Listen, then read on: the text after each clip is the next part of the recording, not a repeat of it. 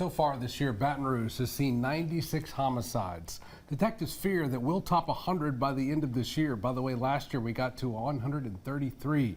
As you can imagine, it has detectives stretched thin. The city has just 8 detectives to investigate every death not attributed to natural causes.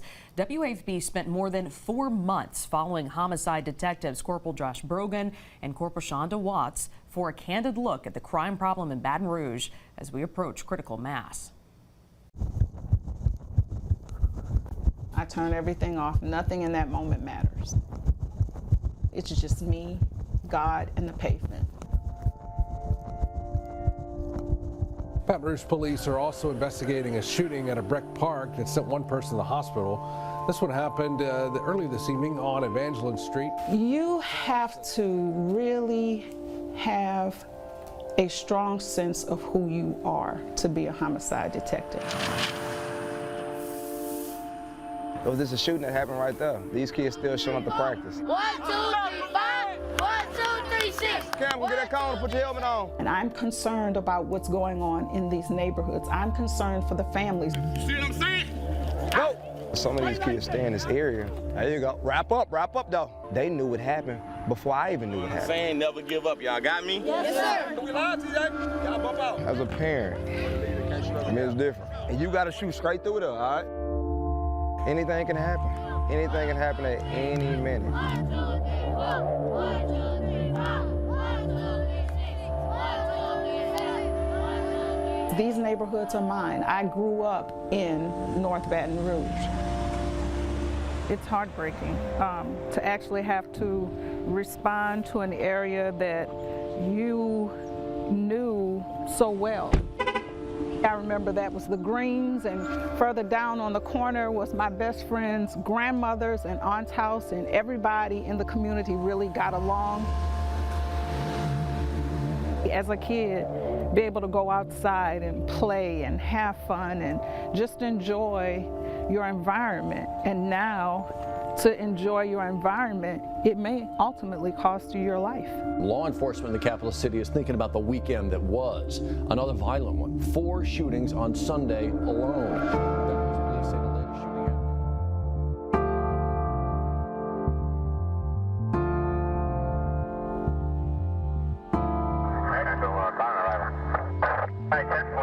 happened. We work that with 8 detectives, and it's not getting any better. I was primary on 16 or 17 murders, that's astronomical. We had a guy that had 19. The homicide division is why I came to Baton Rouge Police Department.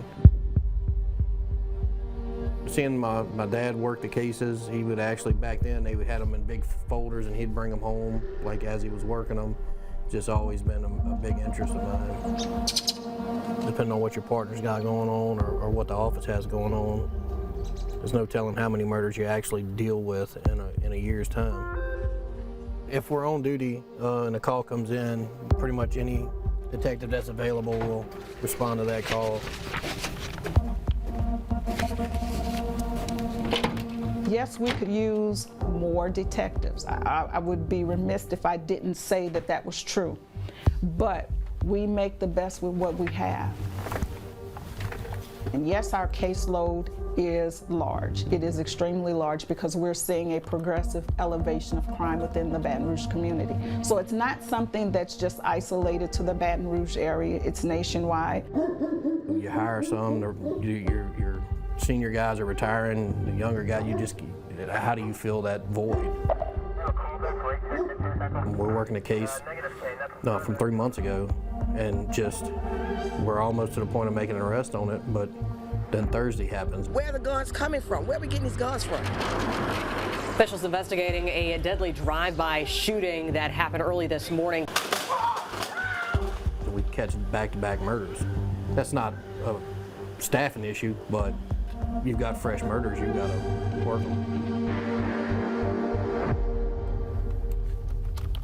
Probably 75% of our day consists of computer work, typing reports, getting warrants for various pieces of evidence that we have. We're preparing for jury trial this week. It's almost like preparing for a test.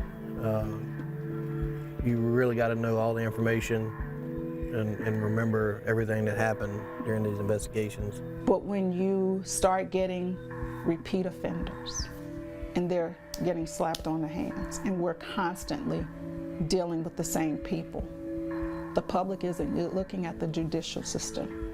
The public is looking at me saying I didn't do my job.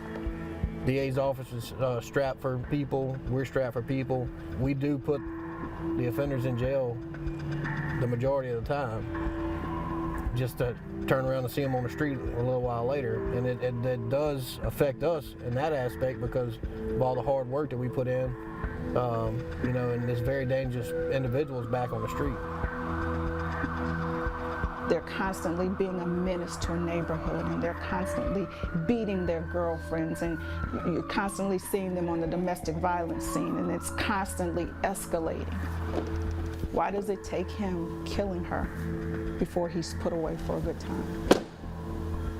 People just don't want to talk to us. You know, they don't want to be seen talking to us. They don't want people to know that they helped us. Ultimately, whenever these things happen in your community, we need your help to tell us what happened, because a lot of times people saw what happened and they're just not going to tell us because they don't want to be a snitch. But if the public is not telling us, we can't get these murderers, these burglars, all of these bad actors, we can't get them off the street. If they don't want to talk to us face to face, and we understand because they live in these communities, if the public would just work with us a little bit more in that aspect, I think we would see a significant change and a significant impact in our areas that are just plagued with crime.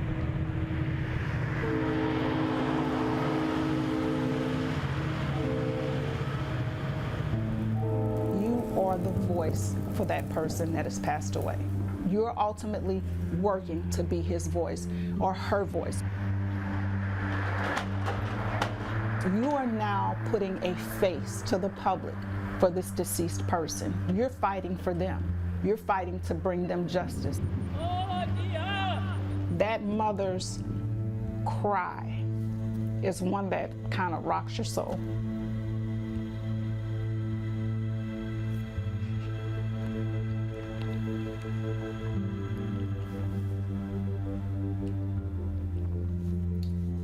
People never think of police officers as being human.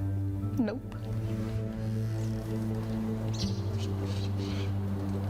I think the general public sees us and we're always in motion. Because of that, they don't get to tap into the human side, but we are human. These crimes do affect us. We do care. We are concerned. Our talented team there, Rick Porche and Darren DeQuano, with that inside look. By the way, homicides are not the only crimes these detectives are tasked with investigating. They also respond to every overdose, every suicide, and any other death not attributed to natural causes. All of those cases also on the rise.